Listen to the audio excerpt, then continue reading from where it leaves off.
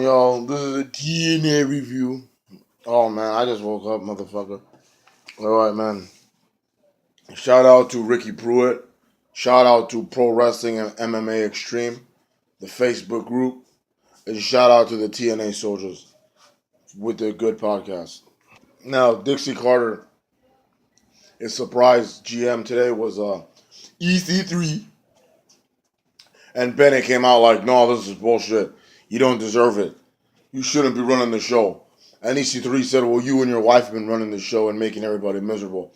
I'm giving myself the match with you at Slammiversary that you promised me. And but for now, the bathrooms need some cleaning, so go to work and clean it up. Go on now. And Bennett's just pissed as hell. He's like kicking the fucking mop bucket and shit. And Maria's just like outraged and screaming with the funny ass faces. We're gonna get to Maria later on though. So Bennett's cleaning the bathroom. And then Carter's like, ooh, that's stinky, ooh, that's disgusting. And then he's like, you better clean that up. And then Bennett's like, oh man, this stinks. And then Carter's like, this job is the shit. I think Galloway and Lashley are in the ring and they're going to pick each other's opponents. It's like I'll pick your poison. And then who's going to go first? Lashley goes, let that bitch go first. So then Galloway's like, last night me and your opponent had a pint. And it was on me. Because he wants to kick your ass for free. The Chesterfield Plague, Bram, and the television champion, well, the King of the Mountain champion, Bram, comes out to fight Lashley. And there's a good match with two big men. Lashley starts beating on him, though. And then Lashley just loses his mind and gets disqualified. Just beating him, vicious chair shots. Spearing Bram, and then Galloway comes out like, yo, stop it. And then he's fighting Lashley. He throws Lashley in the crowd, and Lashley like runs away from him. And Galloway chases him out.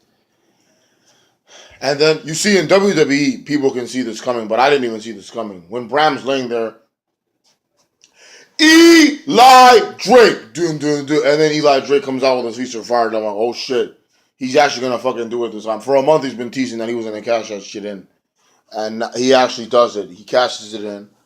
He tries to cover Bram, but Bram gets back up, and Bram's fighting back. So that's good. They didn't completely bury Bram. And then I call him Carter. Drake wins with a clothesline.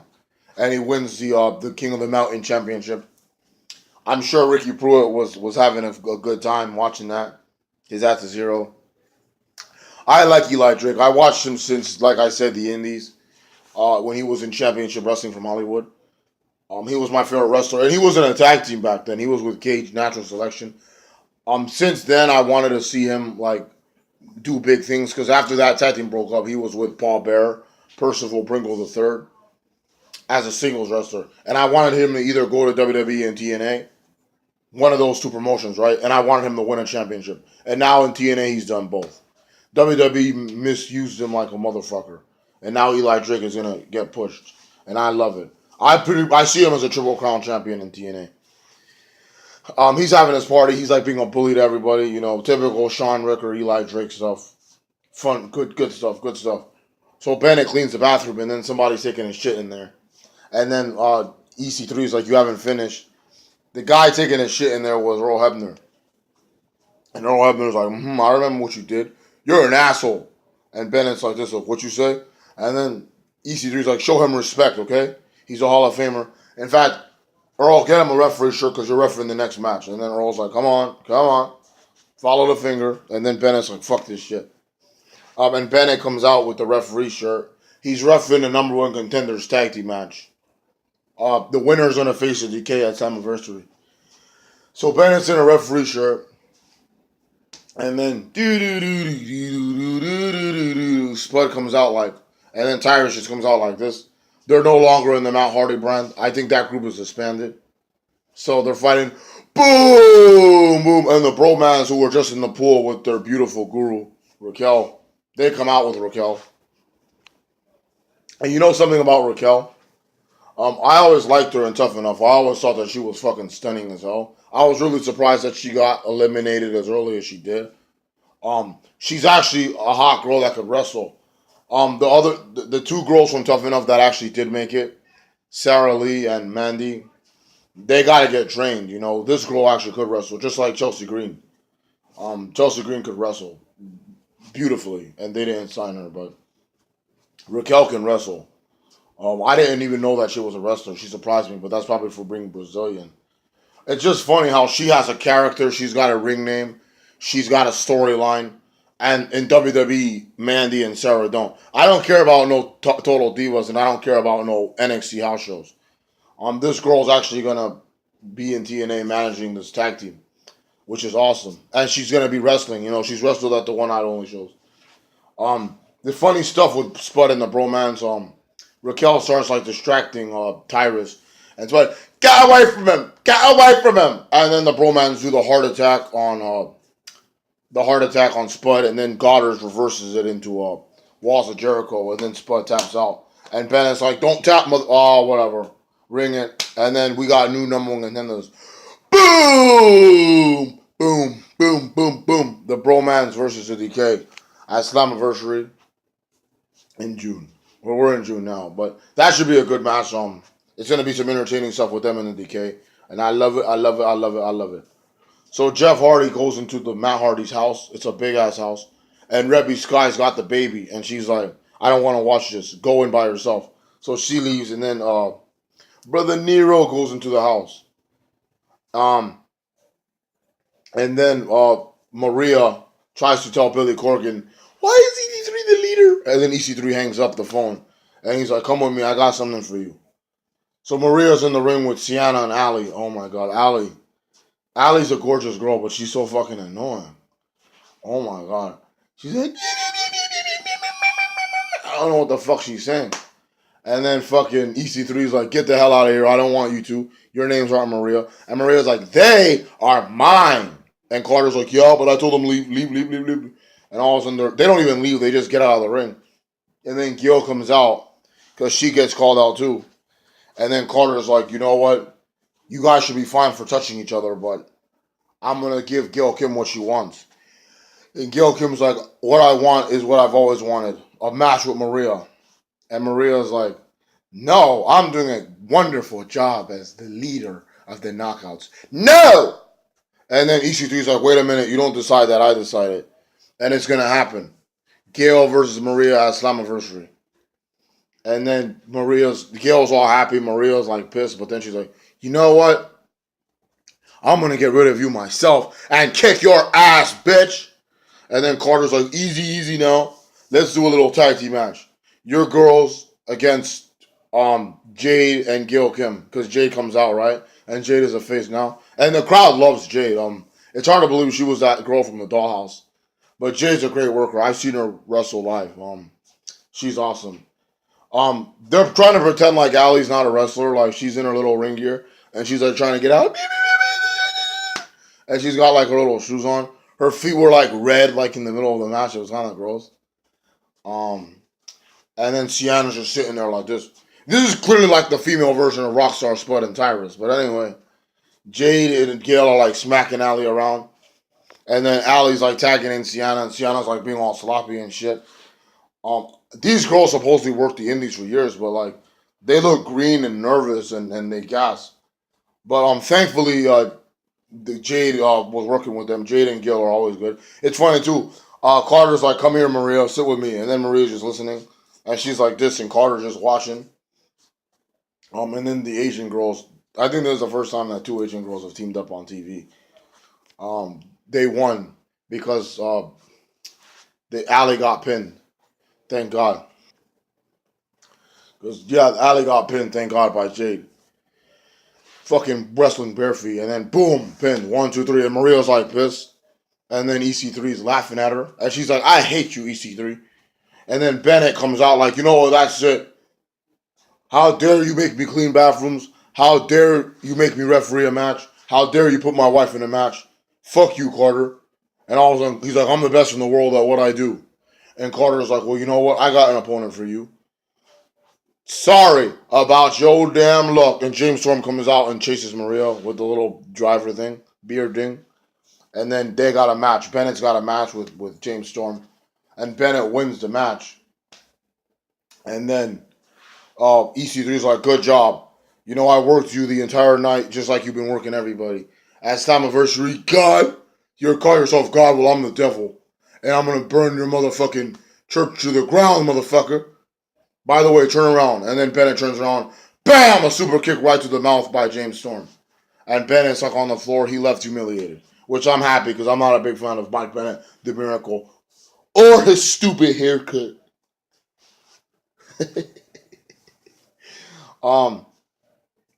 Before that, though, I forgot to mention Matt Hardy was playing piano. And then Jeff Hardy's like, what do you want? Let's sign this contract, man. Let's do this. And Hardy's like, no, we do this where it all began. I already knew what he was talking about, but he follows Matt Hardy out of the house. So yeah. They show this video package of the Tribunal. The guys that were at One Night Only Victory Road. Basil Baraka and Baron Dax, who were the Legionnaires from NXT. And they're using EV 2.0's music from 2010. You guys remember EV2, right? Yeah, they're using their music. And then Al Snow comes out like, please welcome my students, the Tribunal. And then the Tribunal comes out. And then Al Snow's like, these are athletes, just like I'm an athlete because I beat Grado with one wrestling move. This was so fucking annoying. And he's wearing glasses too, why? And then Shearer comes out with Grado, like, you're a liar, you use weapons, you use my fanny pack as a weapon. What? Shut up. And then all of a sudden, he's like, your parents are liars just like you. And then Grado's like, don't talk about our parents. We love our parents. And then Shearer goes, I love my parents, but you not. And then Shearer gets mad and shit. And then Al Snow's like, well, your mama loves me. So then the Grado and Shearer get pissed and they run in the ring. And they attack Al Snow, but then Basil Baraka and Baron Dax are beating the crap out of them. And then Al Snow leaves like laughing at them and shit. So I guess there's going to be a feud. I'm excited. Maybe their two tag teams are going to get it on Slammiversary. That should be fun. See what these French guys can do. They showed a video package of Pepper Parks coming in the arena. He's Cherry Bomb, Allie's husband. And they're calling him Braxton Sutter. And he's talking about his how he started in wrestling, you know, and what he's been doing in the independents, winning championships. Great talent, great physique, great look. The only thing that kind of bothers me is that he was a heel at One Night Only Victory Road. He called out Bobby Roode of all people. And that was taped like months ago, like 3 months ago. But I hope that they push this guy as a face because we need more faces in TNA. We got a lot of heels, it seems. We got some faces, though, and that's good. Yeah, this video was long. I knew it was going to be a lot went on in this Impact. So after Braxton Sutter, Matt Hardy goes to like the back barn and Jeff Hardy follows him. And the ring where they started out at is in the middle of the room. I remember that ring when Matt Hardy was doing those crazy videos on the Matthew Brand channel, the YouTube channel. And Jeff Hardy's like coming up to the ring while Matt's in it, and then they cut. Bobby Lashley's about to introduce Drew's opponent, you know, because it's pick his poison. And then I thought it was going to be King Mo, and apparently somebody else did too. But he picked a Decay, who I wasn't even thinking about the whole night. And then it's all three members. I was like, is it Abyss? Is it Steve? Is it Rosemary? It's all three of them, so it's like a handicap match. Monsters were everywhere. Like, every time Galloway was beating on one of them, like, the other one would come out. And Abyss looks fucking crazy as hell with his new face paint. Rosemary was, like, trying to jump on Galloway, and then he, like, takes her down. Some girl in the audience was like, get off him, you bitch! And during the match, this was a good handicap match. Yeah, that's storytelling. During the match, Lashley tried to spear Galloway, but he speared Abyss. And then Galloway hit the Claymore on Steve. And Rosemary was just playing with Janice, so I guess she couldn't do anything. Then he hits the Future Shock DDT on Crazy Steve. Pins him. 1, 2, 3. Bam. And Galloway beats the tag team champions at Decay.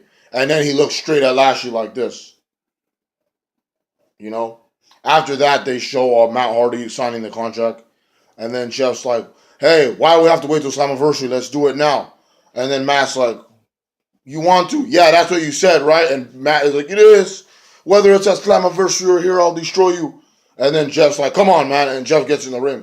Rebby comes back with a baby. And she's like, Jeff. And she throws the baby at Jeff. Jeff grabs the baby and it's a fake baby. He's like, what's wrong with you?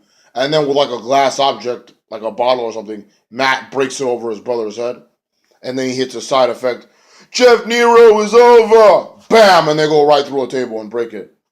So yeah, that was Impact. He looks down at him as Jeff isn't hurting, and he's like, "Brother Nero is over." Great build up. This whole show was good. Great Impact, 5-star Impact. They did a great job building up Slammiversary, and in 2 weeks you're gonna make us care about the show. WWE can barely build up a pay per view in 1 month, and these guys only did this in like a week. And wait till next week to go home show. I'm definitely excited for Slammiversary, and I am gonna be watching. So yeah, I hope you guys like this video. Uh, Feedback is important. But yeah, great Slammiversary card that we got so far. I'm looking forward to seeing what matches are coming up soon, because I do know it's a big show for him. Matt and Jeff is always good. Lashley and Galloway are awesome. And the Bromans versus the DK. So thanks for watching, everybody, and take it easy. See you later.